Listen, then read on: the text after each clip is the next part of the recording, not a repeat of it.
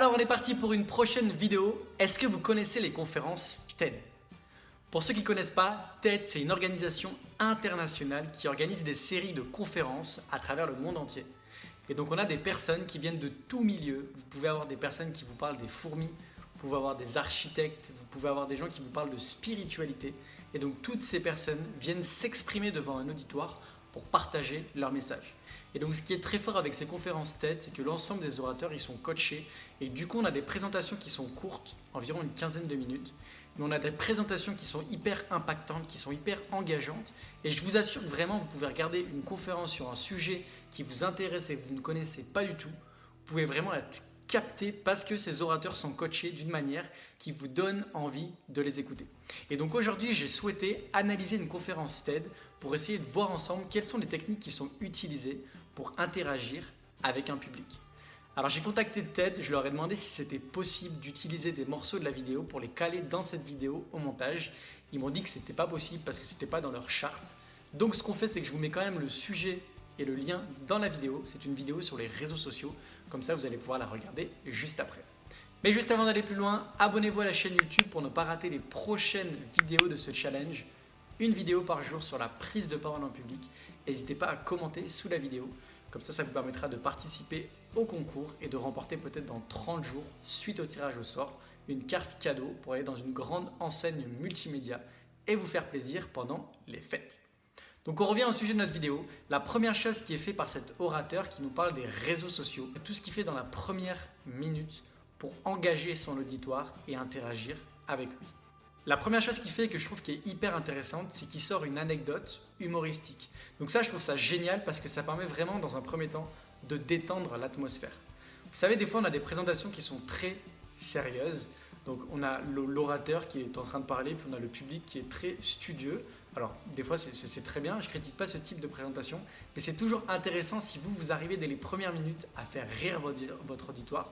Vous avez tout gagné parce que les gens ils vous voient arriver, vous êtes enthousiaste, vous êtes énergique. Si en plus vous les faites rire, ça leur donne tout simplement envie de vous écouter. En plus, ce qui est très intéressant dans cette conférence TED, c'est qu'il fait sa conférence à Marseille.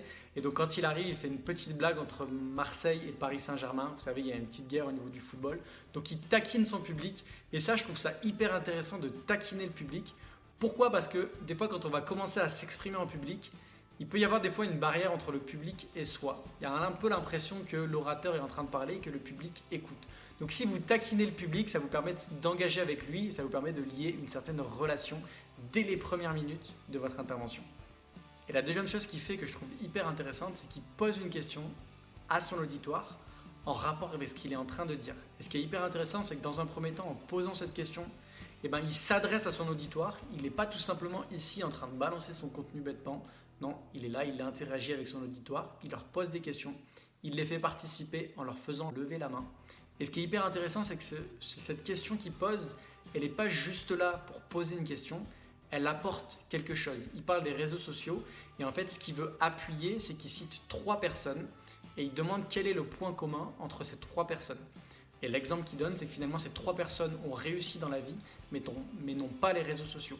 Et donc, ça lui permet de passer le message de ce qu'il veut passer par la suite, qui est que si vous voulez réussir, vous n'avez pas besoin des réseaux sociaux. Donc, c'est hyper intéressant parce qu'il n'est pas juste en train de dire, voilà, vous n'avez pas besoin des réseaux sociaux pour réussir, mais il essaye d'imager, d'illustrer et en plus, il fait participer dans le public. Ça, c'est hyper intéressant, ça crée vraiment beaucoup de dynamique dans ce qu'il est en train de dire, de la vivacité et ça lui permet vraiment de créer une réelle connexion avec son public et de l'engager par rapport à ce qu'il est en train de dire. Ensuite, la troisième chose qu'il fait juste après, qui est hyper intéressant, là on n'est même pas à 1 minute de présentation. Donc vous voyez, il n'a pas encore livré son message, qu'il est déjà en train énormément d'interagir avec son public. Donc ce que je trouve hyper intéressant, c'est qu'il va poser une question, mais il ne donne pas la réponse et il demande aux gens de lui donner la réponse. Et tant que les gens ne lui donnent pas la réponse, il continue à les faire chercher. Et donc ça, c'est hyper intéressant parce qu'il va poser la question une première fois. Les gens, forcément, ils vont lui donner des réponses. Et si c'est pas bon, il va encore aller les chercher. Il va encore les faire s'investir. Donc ça, je trouve que c'est hyper intéressant parce que de la même manière, il n'est pas en train ici de livrer son sujet, mais il fait participer son auditoire. Et ça me fait penser quand on était au lycée, je pense qu'on a tous vécu ce moment-là. Vous savez, où vous avez ce prof qui est en train de partager son contenu et vous avez vraiment l'impression que si ce prof, vous lui enlevez les élèves, en fait, ça ne change rien. Le mec, il est toujours tout seul en train de faire son cours. Et limite, il peut y avoir personne. C'est le genre de prof qui s'en fout. Il est juste ici pour partager ce qu'il a à dire. Et si vous ne suivez pas, il s'en fout complètement. Et je trouve ça hyper dommage, à la différence de cette personne qui fait la conférence TED ou d'autres profs qui font des cours hyper participatifs. Vous savez, c'est le genre de prof où dès qu'il commence son cours, vous avez envie de l'écouter et qui vous fait participer, qui vous pose des questions, qui vous fait chercher. Et ça, je trouve que c'est hyper intéressant parce que de la même manière, vous n'avez pas quelqu'un qui est juste là en train de recracher ce qu'il a à dire, en train de faire passer son message. Non, vous avez une personne qui est ici pour partager son savoir avec son auditoire. Il va poser des questions, son auditoire va lui répondre. En fonction de ce dont va répondre son auditoire, il va pouvoir basculer sur d'autres choses et ça permet vraiment d'interagir avec les gens, de communiquer avec eux et de les faire s'investir dans ce que vous êtes en train de dire. Donc si vous voulez en savoir plus sur cette conférence TED sur les réseaux sociaux, je vous mets le lien dans la description ou sinon il y a une petite pastille qui doit s'afficher ici ou ici, je ne sais plus où c'est, mais c'est pas très grave.